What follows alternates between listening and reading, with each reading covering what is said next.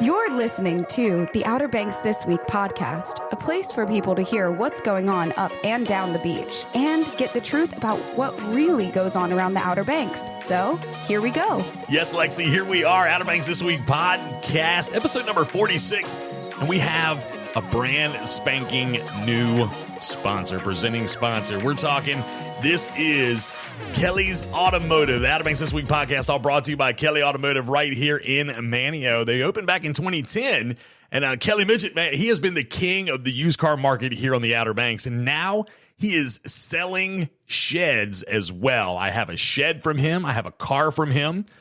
Ain't much you can't get at Kelly's Automotive. Yeah, you heard me correctly. If it has doors, it can be yours. You can call Kelly or Dakota, 252-473-3807, or check out their inventory online at kellysobxauto.com. Love Kelly, love Dakota. Fantastic folks over there at Kelly's Automotive in Manio. All right, so glad to have them on board as the presenting sponsor. He hit me with that the other day, and I was like, yeah. So we're very thankful to have him. All right, I'm going to go ahead and bring our guest in real quick. So this gentleman, he's had like a whirlwind of 24 hours, it feels like. He just got back from doing what's called drill in New Orleans. He is in the Navy Reserve attached to a Marine unit. I think I said that correctly. You did.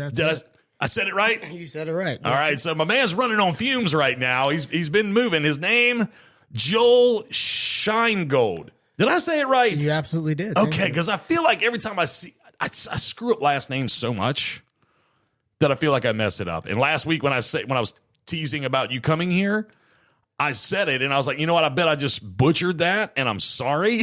Most people do. You nailed it. So we hear it 9 different ways, throughout the course of the year. So right, that was spot on. Thank you very much. And it's been a whirlwind of 24 hours. It's really been a whirlwind of a holiday season. We're like a lot of us, we're all over the place. We're up in New Jersey. We're back home. We're up in Charlottesville. We're back home. And then I had to fly out to New Orleans and spend some time there. And I'm just happy to be back here, home in the Outer Banks. Right on. I do not have to leave for a long time, and I'm very excited about that. Just a little background about Joel. He and his wife, Jess, they own and operate the Wreck Tiki Bar in Hatteras Village.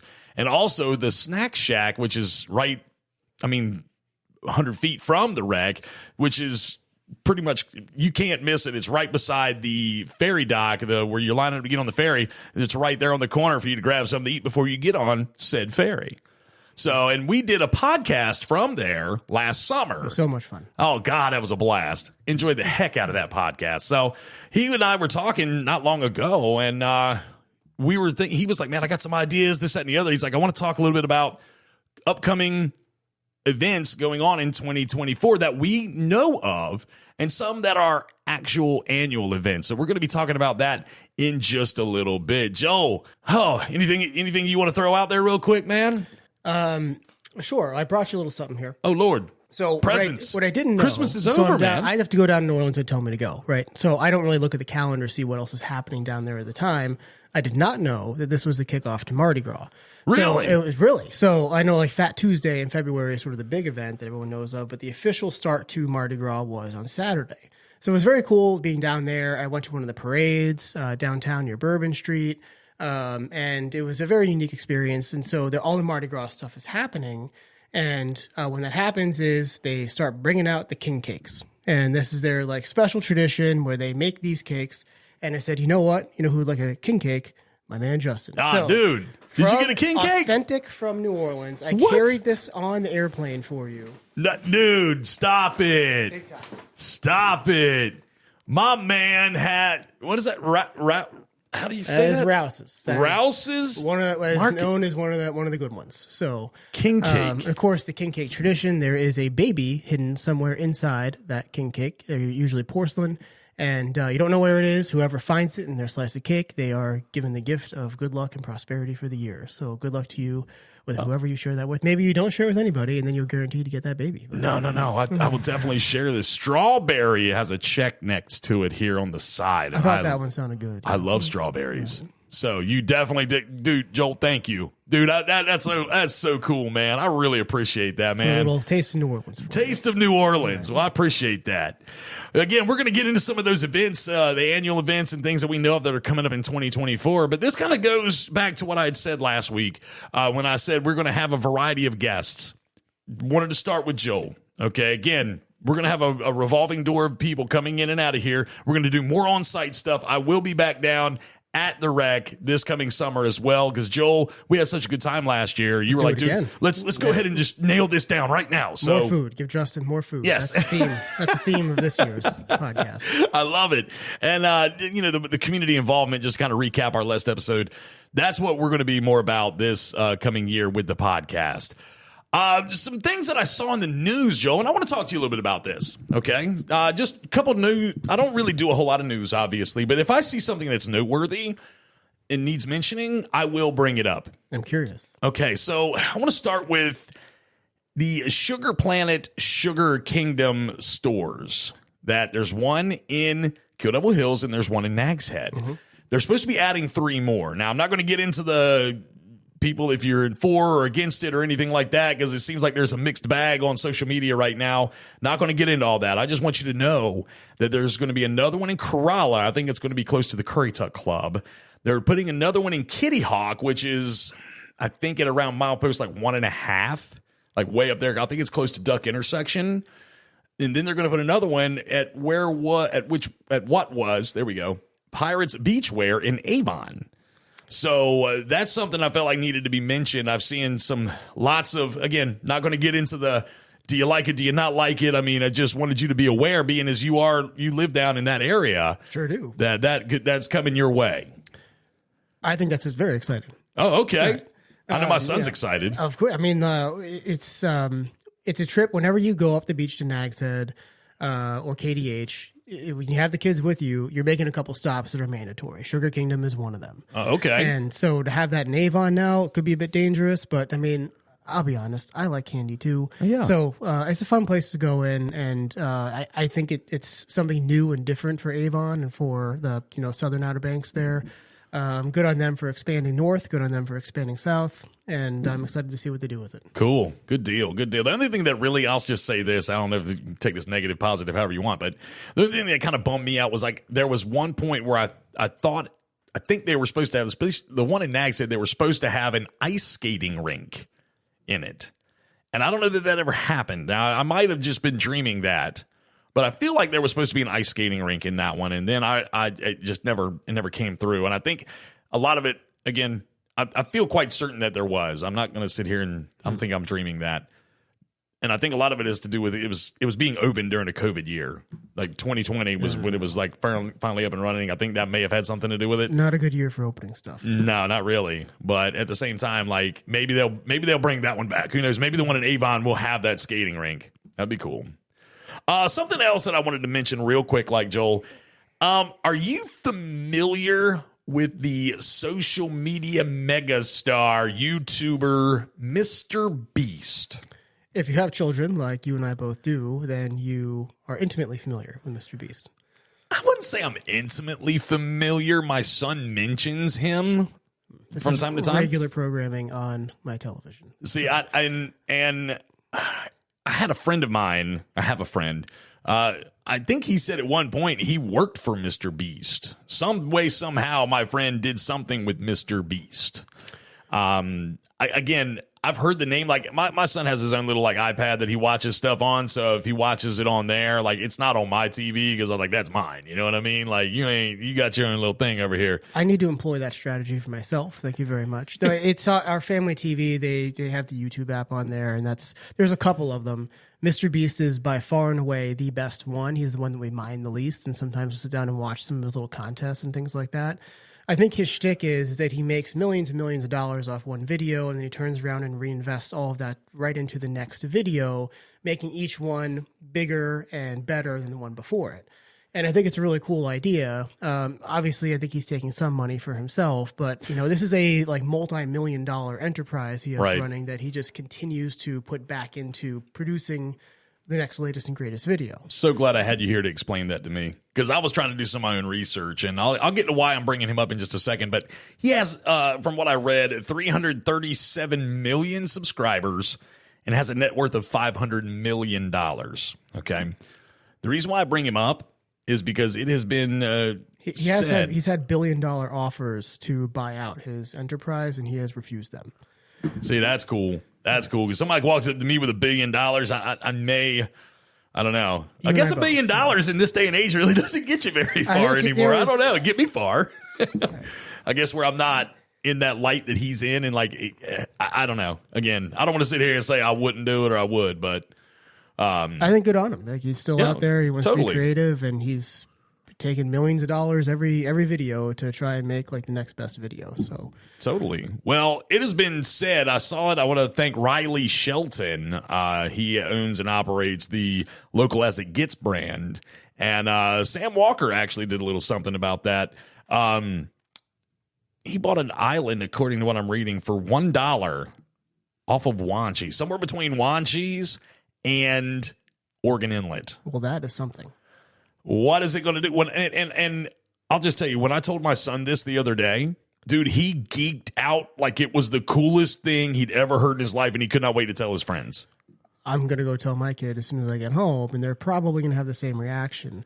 So that obviously he's planning to do something with this island. And I can only imagine this is one of these. Now, again, I just said he invests hundreds of $millions into these videos. He just bought that island for $1. So what could he be doing with the rest of that money?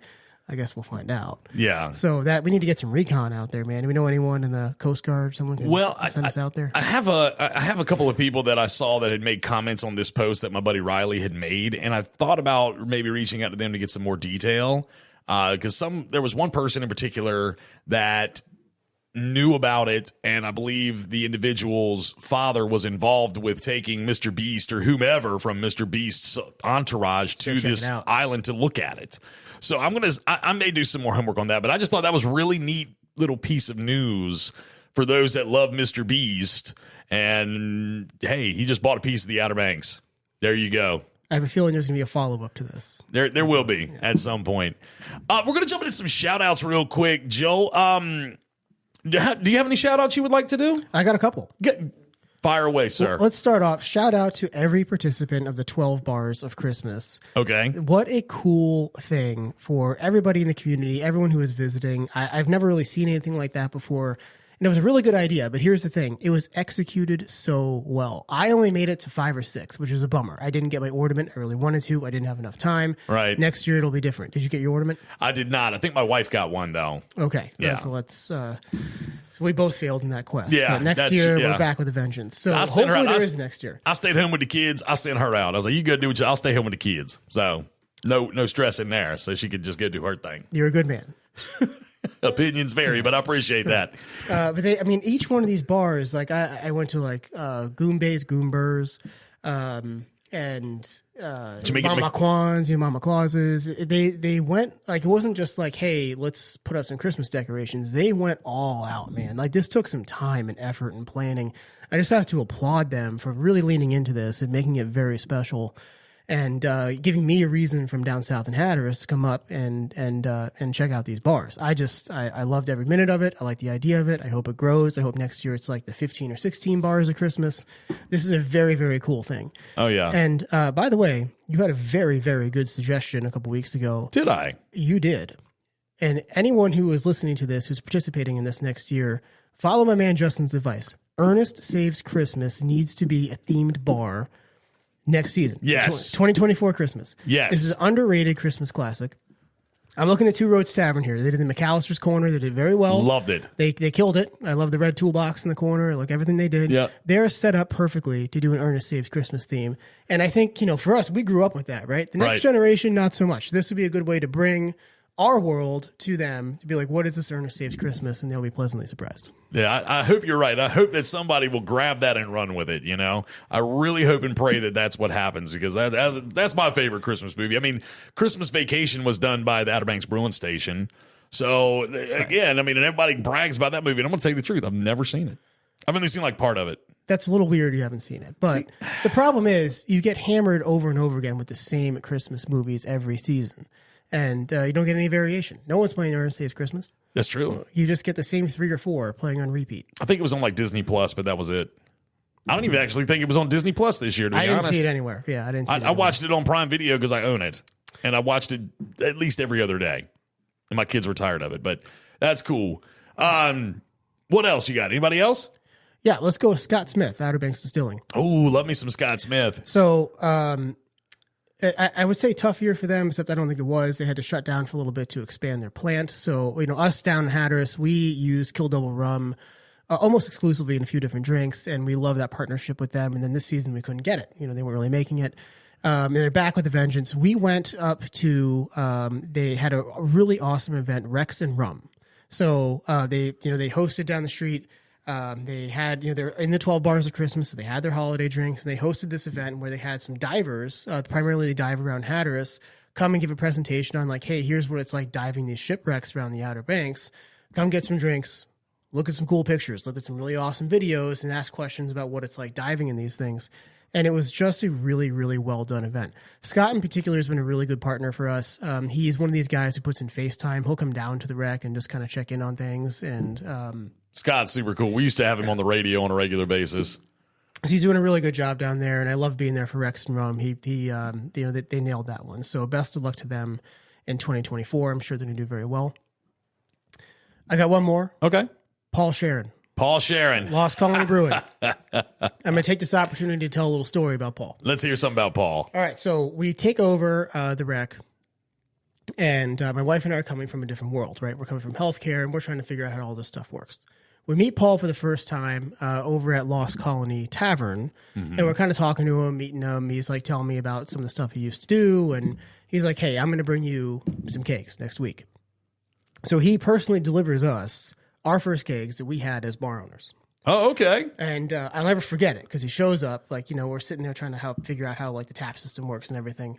And he like just kind of throws the door open and walks into the wreck with a keg on his shoulder, like Paul Bunyan, except more badass. Oh, yeah. And he's just like walking in. He's like, hey, guys, here's your keg. But then he brought his own tap cleaning gear, and he's showing us how you clean the taps. He's giving us all kinds of advice. And most importantly, he welcomed us to the business community down here. And I'm always going to remember him for that. And that is one of the two things I'm going to remember him for. So later in that year, he's like, hey, here's my number. Call me if you ever need anything. So our first Memorial Day, first holiday weekend, we get slammed. My wife and business partner is off in New Jersey somewhere, leaves me alone solo, and we are overrun. And just like one by one, bang, bang, bang, our cakes start popping, right? And I'm like, oh, God, we're going to run out of beer. And this is Saturday. So we still have Sunday and Monday, we have a holiday weekend to get through. And it's like 2 o'clock. I go out on the landing, and I'm all stressed out. I'm like, I don't know. I'm going to try Hail Mary here because I'm running out of beer. I call Paul. It's the Saturday of a holiday weekend. He answers the phone. Hey, Joel, what's going on? I'm like, Paul, I need some help, man. I'm going to run out of beer like today. Is there any way that I can drive up, meet you somewhere in Manio, and pick up a couple cakes from you tonight after we close? And he's like, let me tell you something. I'm not at the brewery right now, but I'm going to head over there. I'm going to pick up some kegs, and I'm going to start driving south. When you close, you start driving north, and I'll meet you. And I'm like, dude, you don't have to do that. He's like, it's already done. I'm on the way. So sure enough, we met in Avon. He showed up. He pulled into the parking lot in that big, red, beautiful Beer Ranger truck. Yes. My man had 4 kegs for me. I took a picture with him, but I have I have it saved because I keep meaning to frame it and put it in the bar. But it was just like such like a classic Paul thing. But really, it's kind of like what I feel like a lot of us down here in the Outer Banks are. It's all very supportive. It's like, how can I help you? Paul dropped everything he was doing on that Saturday, went to the brewery, got kegs for us, got in his car, started driving it down so I wouldn't have to drive all the way up. And, it just kind of showed me what kind of guy he is. Like, he's who I want to be when I grow up. That's kind of what I want to do for other people. And Paul, I hope you're not listening to this right now. No. Share that story and just, say thanks again. So we owe it the Lost Colony Brewing Company. It was actually Hatteras Red was #1 selling draft beer at the Wreck. Okay. And we always have it. We push it. And we've appreciated that partnership. I can't say enough nice things about Paul. Paul is first class. He is a first class individual. My brother is employed by Paul as his bartender at the tasting room, the beer garden that they have on the Causeway. He's commonly referred to as Dirt. So he loves Paul. And again, Paul is actually supporting a nonprofit that I am a part of, the Dare Education Foundation. He's supplying the beer for the Dueling Pianos event coming up in February, which we'll talk about in a little bit. But I'm like you. Can't say enough nice things about Paul Sharon. Fantastic guy at Lost Colony Brewery. I have a few shout outs. I want to shout out to the family of Tim White. Now, Tim White, he's 72 years old, passed away recently. He was the director of Dare County Parks and Rec for quite some time. Very involved with the sports around the community. I remember he had a store over in Kill Devil Hills in the Dare Center. It was a sports store, and we didn't know what the name of it. We just called it Tim White's. Provided a lot of sports equipment, did a lot of coaching in this community up here in the Northern Beaches, poured his heart and soul into the kids, into the athletic community. He just passed away right there at, I want to say it was New Year's Eve, right in that time frame. Love his wife, Miss Marie White. She was a school counselor at Manio High School for a long time. And again, her kids, Ryan, I graduated with her, and David, loved him so much, and they just had the funeral for him the other day, and fantastic guy. So I wanted to shout out to that family, and anyone that knows Tim knows that everything I'm saying right now is 100% true. I also want to shout out to my man Sam Walker. You may remember Sam Walker started out with the Outer Banks Voice, founded obxtoday.com, and now is kind of set out on his own. Sam's got a podcast now with his wife. He had WOBX as well. Sam started a podcast with his wife. It's called The Sam and M Show. And I want to talk to Sam more probably in the near future about his podcast and whatnot. But, like, he's a fantastic guy. He's been a news guy here on the Outer Banks for quite some time. If you find him on social media, there's links and everything over there for his new website and for his podcast. And I talked to him just the other day, and I couldn't tell him how happy I was for him because he's just one of those people. It's like you only want good things for him, you know? There's certain people in this world where you're like, man, I just want good things for that guy. And then there's some people you're like, you know, they could pray the brakes go out rolling down a hill, that kind of thing. So, you know, for him, it's like, man, I only want good things for Sam Walker. And the fact that he's got this podcast up and going, and he's on he's on Spotify, I know that much. And he also has a video element on YouTube. But again, go search for him on social media, find his website and everything like that. And you can get linked in with Sam Walker. Love him very much. I also want to shout out real quick to a gentleman by the name of Adam Dye. Adam, he is an emailer of the podcast. He always sends me great ideas. He's always listening, and I appreciate you so much, Mr. Adam, for all of your emails. He gave me a good idea about highlighting local gyms. I'm probably going to look into that a little bit more. But Adam, I really appreciate you, dude. And if you are a listener of the podcast, you have any ideas, suggestions, or you're just a loyal listener, podcast@outerbanksthisweek.com is the email that you can send to and get in touch with me, and we'll get connected and we'll talk some more. So yeah, podcast@outerbanksthisweek.com.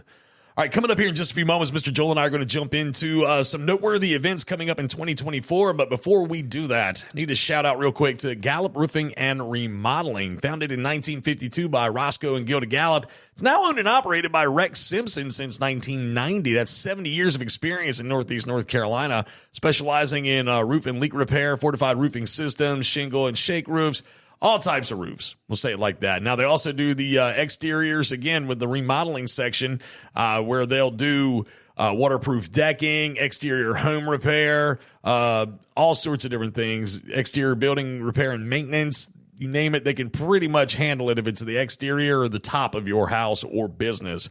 Go online to galluproofing.com or call them at 252-473-2888. Let them know you heard all about it right here on the Outer Banks This Week podcast. All right, Mr. Joel, you, sir, are my very first guest of 2024. Oh, let me say it like that. And you're also, and you came to the table with a good idea. See, now I love that. So, you know, when I have these guests, if you come to the table or you bring me a good idea, good chance I'm going to try to figure out a way to make it happen if I think it's a good idea. But Mr. Joe was like, hey, man, look, we need to start talking about some of the events that are going to be coming up in 2024, maybe some of the annual events. And I started doing some homework, but this guy actually did a lot of the homework already. So that being said, Mr. Joel, let's talk about some of these events that you have found, and we'll jump into some more that I have found. So let's go. There's a lot that I'm excited about. So doing the homework was not that hard. Didn't feel like homework. Right? Yeah. Man, what do I have to look forward to here? But I think this is one of the unique things about the Outer Banks is that there's always something going on. There's always some kind of cool or unique event that you really can't get anywhere else. And, we've lived a bunch of different places, and now we've settled down here in OBX. And this is one of the many things I love about these events. And a lot of them are so community oriented. That is what makes it unique and special. So these are the ones that I think we were highlighting here today. We should say that we should qualify this isn't everything that is happening around the Outer Banks of 2024. These are the highlights we found, the things that we know of. Right? We know the things that we know are happening. Good way to say it. Yeah, absolutely. And these are the events that I know that I will be going to as a participant in, and I'm looking forward to all of them. So let's start. I did this somewhat chronologically. Okay. February 3rd. This is the 10th year of the Hatteras Island Oyster Roast. Now, some people like oysters, some people don't. I have tried to like oysters many, many times and have failed each time. It's something I should like. I just don't. But doesn't mean I'm not going to the Hatteras Island Oyster Roast. Very, very cool event, sponsored by the Outer Banks Visitors Bureau. And it also serves as a major fundraiser for the North Carolina Coastal Federation, who do all kinds of nice things. But this is a very community-driven event. It happens down at Odin's Dock, down in Hatteras Village. So down where the Miss Hatteras is and where Breakwater is, there's that parking lot. They pretty much close the parking lot, and just everything gets stacked up there with all the tables, different oysters and beer sales and vendor. It's a very cool little off-season event. And when I say little, I mean like most of the community kind of comes out for it. People from up north come out for it. Right. And of course, there's more than just oysters. There's other stuff. Oysters is the main attraction, but every year this thing has grown, and I'm looking forward to seeing what they do this year. So 1 to 4 p.m., February 3rd, Hatteras Island Oyster Roast, Odin's Dock. I will be there, and I hope everybody else is too. Right there in Hatteras Village. Right there in Hatteras Village. Beautiful. Right. Event number 2. Let's hear it. This is the big one. Okay. And I believe, and you can help me out with this, the largest St. Patrick's Day parade in the state of North Carolina. North Carolina. The Kelly's Outer Banks St. Patrick's Day Parade. How cool was that? The largest St. Patrick's Day in the state of North Carolina. That's quite the claim to fame. So let's talk about that one. Okay. Glad to. I know that I've been in it a couple of times. It starts, I'm probably going to screw this up. And again, you can check out all this all online at outerbanksthisweek.com for all the details to their entirety. But it starts in about milepost 10-ish. In Nag's Head, milepost 11-ish in Nag's Head, and runs to the Nag's Head line. So we'll say it's probably a little bit more further north than that. We'll say milepost 12-ish, but it goes for quite some time. It starts right around Jockey's Ridge on the beach road. Keep that in mind, on the beach road, and goes north all the way to the Nag's Head Kill Devil Hills line right there. I think that's 8th Street. It's a decent length. That's not a small parade. No, it's not at all. And I mean, they've got hundreds of participants every year.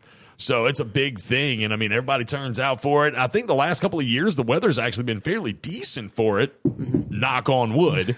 So let's hope that stays continues, because March can be interesting around here on the Outer Banks. You know that. Yes. I mean, January so far has been interesting with some of the wild weather, but anyway, March can be interesting, so let's pray that weather stays good, and it's a fun, family-oriented parade. People get dressed up. I mean, I'm looking at the pictures from a couple of years past. There's like Irish pirates. There's a theme, like green pirates, and the floats, and just the camaraderie. Again, this is like a thing where if you are in the community, you are coming up the beach from down south, or you're coming down from the Corolla and the Duck area, and you're getting in on this parade, because it is very unique, very cool, very Outer Banks. And definitely a highlight of 2024. I will be there. A lot of restaurants that are surrounding that area at the time will have specials going on for that day involving St. Patrick's Day type stuff, green beer and things of that nature. So that's something to keep in mind. Good event. Like that one. All right. Well, you mentioned weather being an issue in March. So let's talk about this one. This is very cool. I think this is one of the more unique events that happen in the Outer Banks that most people probably don't know about. The Blackbeard's Revenge 100. This is a 100-mile running race that starts in Corolla and goes all the way down and ends in Hatteras. It ends at Hatteras Landing. No kidding. There's two 100. There's a 100-mile and a 100K. Either way, you're doing something that is 100. The starting line is up in Corolla, and you just end where you end, right? But this thing has grown. It's been around for a while, and I think it's just kind of grown in the amount of participants they have. This year, I contacted the race organizers. This is the biggest that they've had so far. They've already broken the record from what they had last year. So it's one of these things that's going to keep snowballing as more and more people find out about it. Ultra running is a sport itself, has been growing exponentially as well. So this event is kind of getting on the map. It's sort of one of the cooler things to do. You pretty much run down the length of the Outer Banks, and you have the 100-mile course. You have starting at 5:30 in the morning in Corolla, and you have 32 hours to finish. So it ends the finish line shuts down at 1:30 p.m. the next day. Most people finish well ahead of that. But they give you 32 hours to finish. When you finish, like, if you ever run any kind of 5K or some kind of race, there's like a little medal you get.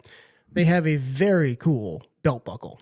A belt buckle? If you saw this thing, you'd want to wear it all the time. Oh, man. I would wear this thing on my pajamas going to bed. It is the coolest belt buckle I have ever seen. Awesome. Does it make me want to go run 100 miles? Maybe not, but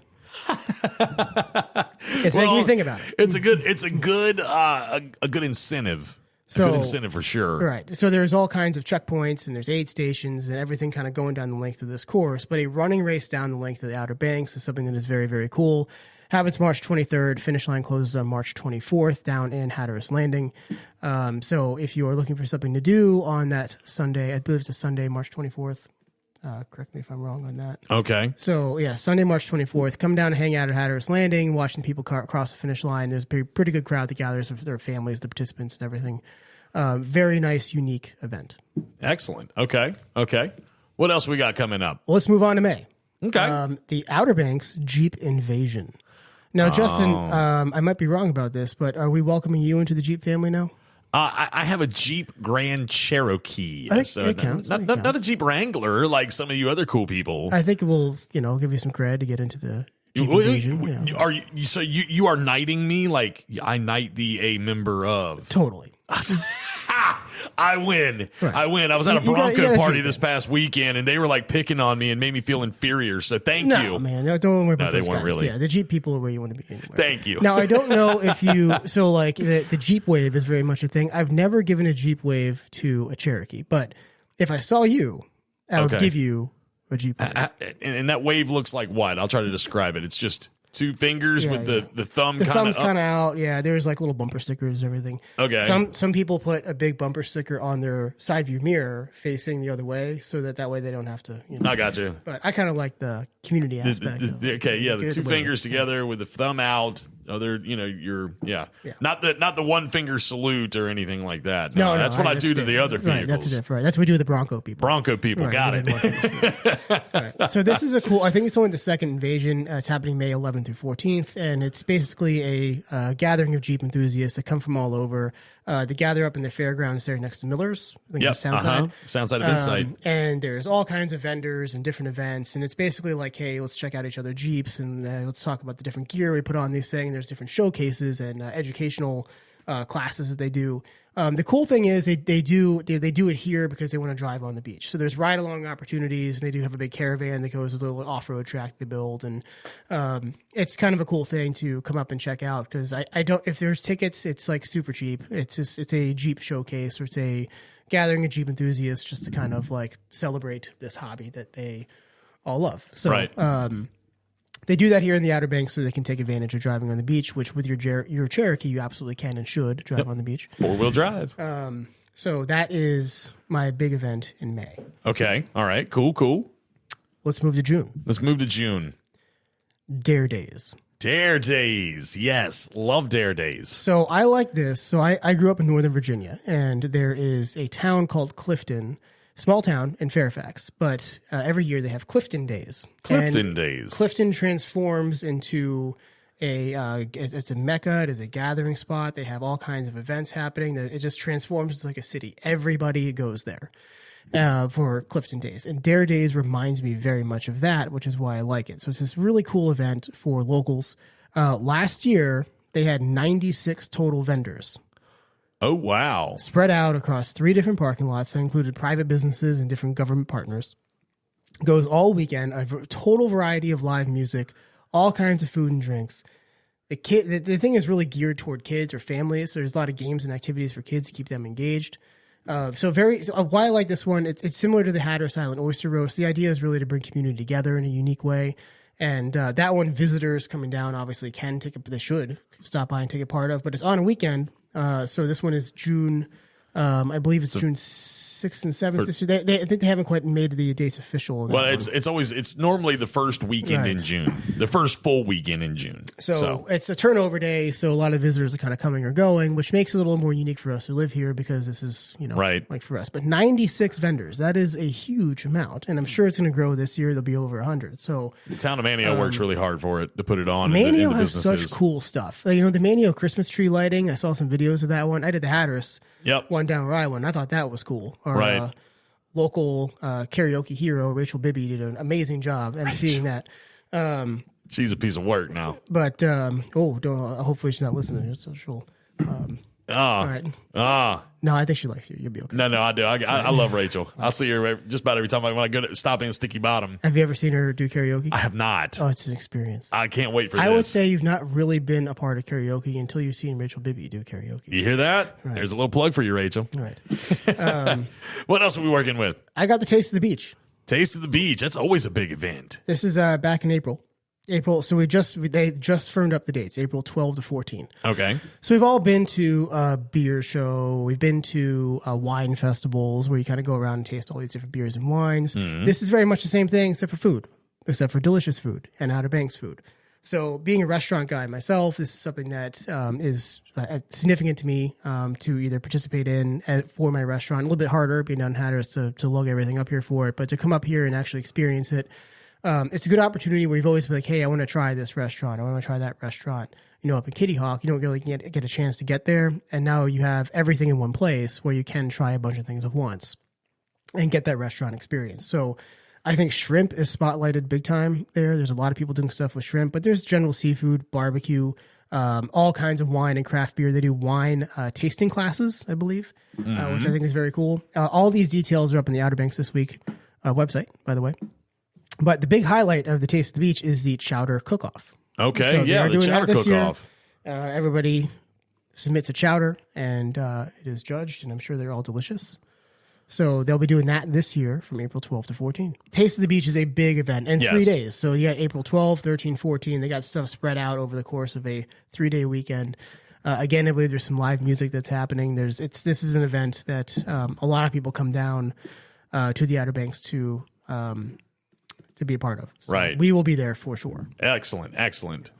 All right. What else? You got anything else? Any other big events coming up? Let's talk about 2 events in Ocracoke. Okay. Ocracoke events. I love Ocracoke events. Yeah, let's not leave Ocracoke out of the discussion here. They have 2 very cool events. The first, August 2nd and 3rd, the Ocracoke Fig Festival. Ooh, love figs. Ocracoke figs are a thing. Okay. I didn't know it until I was living down there. But they have all these fig trees, and then when they blossom, they do all kinds of stuff with the figs, and they celebrate that with the Fig Festival. So they got fig preserves. They have a big thing with fig cakes, which I've never actually tried, but I want to. Sounds good. Much like Taste of the Beach has the chowder cook-off, the Fig Festival has the fig cake competition.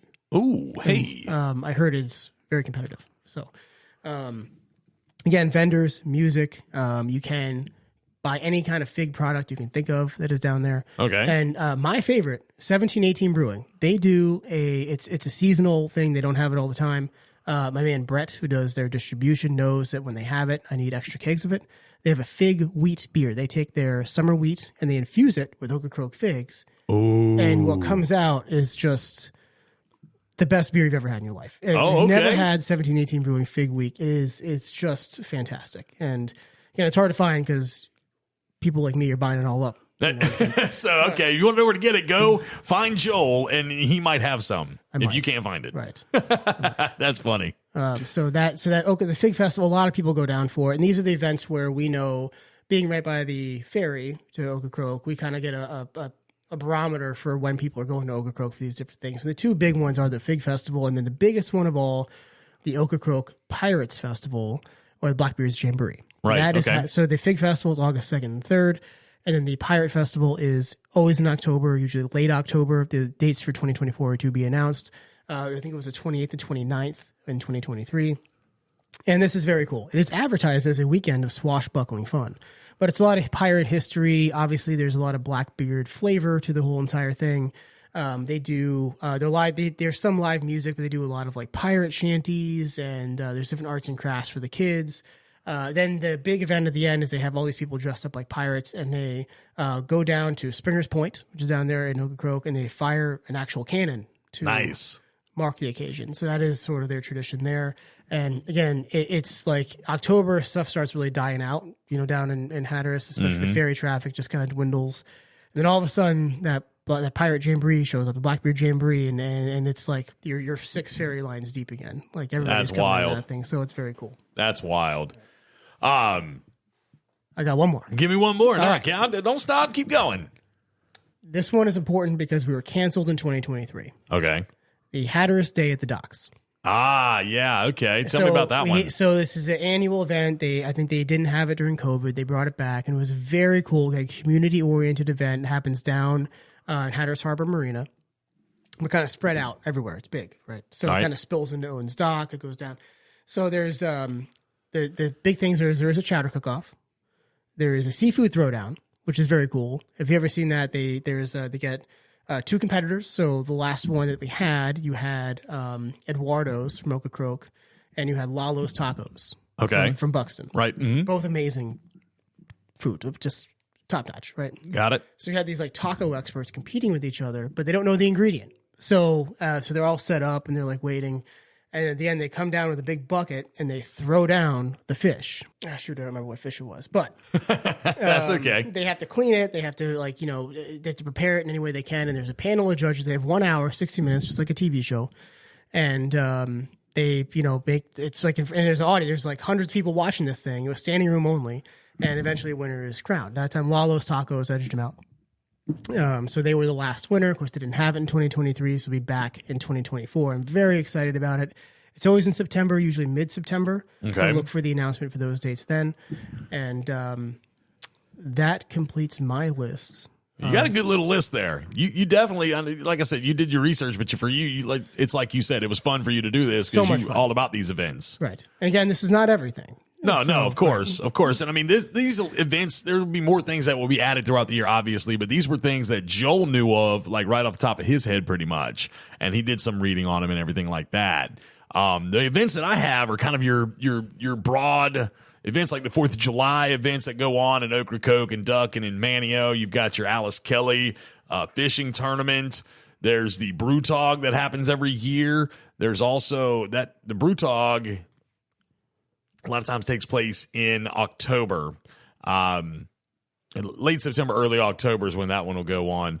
There's the Carolina Boat Builders Challenge or the Boat Builders Tournament that'll happen in July. You've got the Currituck Heritage Bulls and Barbecue event that goes on in November. Everything I'm reading off right now can be found online. If you go to OuterBanksThisWeek.com, click on the events tab, and it's under annual events. Some people might not know about these fishing tournaments. So there's a couple big ones throughout the year, right? Boat Builder is a big one. Big Rock is out of Moorhead, but draws a lot of crowd down to the Outer Banks for that one.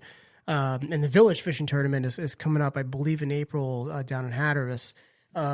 People like it's I wouldn't quite call it a community event, but it's kind of a unique thing. It's the only time where you are catching these big sailfish or the billfish, catching these blue marlin and actually bringing them in.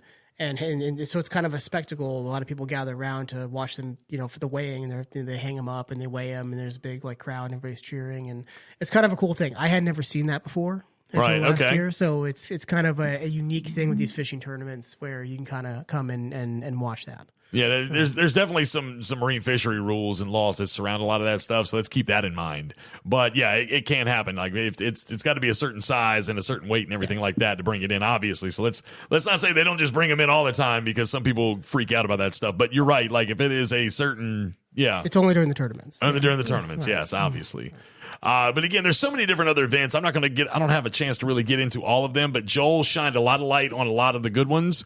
And again, they'll continue to populate. If you go to OuterBanksThisWeek.com throughout the year, click on the events tab, you will see the events as they continue to be listed and updated. We have a whole content team here at Outer Banks this week that is dedicated to building websites, updating marketing interfaces, doing things with the magazine, and also updating the events. And I believe the Outer Banks Chamber uses the Visitors Bureau uses our events calendar for their events on their website as well. So that's something to keep in mind. All online at outerbanksthisweek.com. Speaking of events, we're going to jump into a few here in just a few moments that are coming up in the near future. But before we do that, Wanchese Marina, they have an annual event down there. They have the Halloween blowout that they've been doing since COVID started. This coming year, 2024, will be their 5th annual Halloween blowout. It is a huge party. Costume contest. There's so many different vendors that show up for that to be a participant in. So that Halloween party is something that's going to take place at Wanchese Marina. But keep in mind, now's the time. If you're starting to book charters and things here on the Outer Banks, definitely consider Wanchese Marina as a place to do it. They're quick access to phenomenal fishing grounds. It's home to one of the finest charter fishing fleets. When you're looking to go offshore, inshore, soundside, Wanchese Marina has some of the most knowledgeable captains in the area right there at 4457 Mill Landing Road in Wanchese and online at wanchesemarina.com. And also, don't forget to check out the Landing Grill. Fantastic eats can be had at the Landing Grill. They got a pretty good Philly cheesesteak there, so it's right down the street from my house. I'll just shoot down there, grab me a Philly, and take it home. I'm good to go. It's good stuff. All right, Mr. Joel, some events that are going to be taking place in the near future. We're going to go through these real quick. First, I can't emphasize enough to those of you that live here locally, please support local high school and middle school athletics. Okay, if you can get to a high school or a middle school basketball game, whether it be Cape Hatteras or First Flight or Maniou, or if you're listening in Currituck or down in Ocracoke, wherever you're listening from, please pour back into these different athletic events that are put on at the schools, okay? Because they're looking for, this could be like as far as they make it in sports, and they're looking for that Super Bowl experience. So I can't tell people enough to go and participate and watch these different sporting events. Yeah, it's going to be a couple of bucks. You got to pay to go in. That's not the school rule. That's the High School Association rule, North Carolina High School Association rule. That's what they put in place. So you're going to pay a couple of bucks, but it's still worth it, and the kids appreciate it, and they love it. So, and the energy in there's amazing. So keep that in mind to support local high school athletics and middle school. Let me say it too, middle school and high school. Trivia night. So Lost Colony Waterfront Beer Garden on Friday nights does a trivia night starting at 6 o'clock. Brother Dirt, he eats it up, and people come in there just to kind of hang out with him and do the trivia. So he really enjoys that. I want to mention Trick Fly. They're going to be playing at the Avalon Pier on Friday, January 12th, starting at 8 o'clock. Now, they're a cover band from Kitty Hawk. They play rock and roll from the 80s and 90s. I've heard them play at Dare Days, believe it or not. And I was digging it. I was definitely digging it. Definitely a cool band. And, of course, I like a lot of the 80s and 90s rock anyway. So when they broke out some Green Day, I was like, oh, man. Took it right back. Dude, it did. I was like, man, flashbacks, 95 or whatever, and anyway, so here's something that's really cool that's going to be taking place. Outer Banks Got Talent, something that's going to be put on at the Pioneer Theater here in downtown Maniou. They're having their tryouts starting Saturday and Sunday, the 13th and the 14th of January. But you got to make sure you turn in your registration form by the 13th. All the rules and all the different things and the qualifications or whatnot can be found online at thepioneertheater.com. Don't forget about the part, thepioneertheater.com. But again, you got to have that turned in by the 13th. So keep that in mind. It's coming up. Yeah, so I want to shout out to my buddy Cody Hooker. He does a thing called the Chef's Table at New Vines in downtown Maniou, pairing wines with different foods and everything. And I wish I could remember what he was going to do. I saw him not long ago, and he was telling me about what his next meal pairing was going to be. And it was chicken and waffles. Yeah, something with chicken and waffles. But that's going to be on Tuesday, January 30th from 6 to 8. Now, chicken, waffles, and wine? Something, yeah, man. It was something like that, bro. I'm intrigued. I'm intrigued, too. I mean, I'm not much of a wine guy. Tickets for that.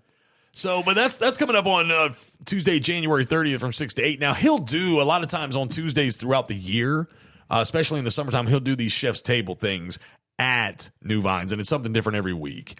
Love Cody Hooker, is a fantastic chef, and it's guaranteed to be a good time, but he's an entertaining guy as it is. So, love you, Chef Hooker.